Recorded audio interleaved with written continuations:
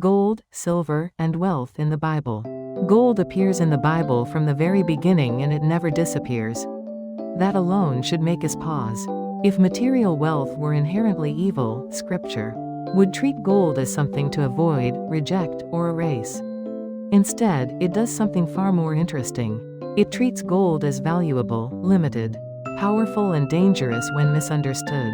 Gold shows up in Eden, in king's treasuries, in the tabernacle, in Solomon's reign, and even in the imagery of heaven itself. That's not accidental. Gold, in biblical language, represents stability, permanence, and refinement. It does not rot. It does not decay. It survives fire. That's why Scripture often uses gold as metaphor for faith. Tested by trials, for purity, for something enduring. But gold is never portrayed as ultimate. That distinction matters. In Exodus, the Israelites melt gold to create a golden calf. The material itself is not condemned, the worship is. The same gold later becomes part of the tabernacle, a place meant to point people toward God, not replace Him. Same material, different orientation. This pattern repeats throughout Scripture. Gold and silver are acknowledged as stores of value.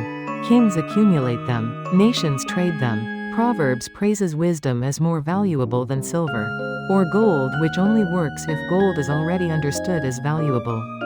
The Bible never pretends material wealth is meaningless. It acknowledges its weight, but it also exposes its limits. Solomon, the wealthiest king in Israel's history, writes extensively about riches not from ignorance, but from experience. He describes wealth as fleeting, not because it has no value, but because it cannot satisfy the deeper questions of meaning. Whoever loves money never has enough. That sentence isn't an attack on wealth. It's an observation about desire. Gold and silver, in Scripture, are tools of exchange and symbols of stability. But they are never treated as sources of identity. When prophets condemn nations for hoarding wealth, the issue is never possession alone. It's injustice, exploitation, security built at the expense of others. When it blinds them to dependence. When it becomes proof of worth rather than responsibility. Even in the New Testament, gold is not rejected. The Magi bring gold to honor Jesus, a recognition of kingship, not corruption. The early church does not condemn those who have resources. Instead, it warns them not to trust in uncertainty of riches. That phrase is precise. Money is uncertain. Gold feels stable, but history shows how quickly systems change.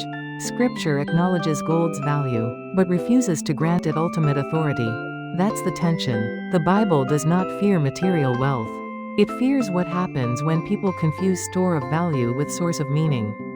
Gold can preserve. It cannot fulfill. It can stabilize. It cannot save. And Scripture never confuses the two.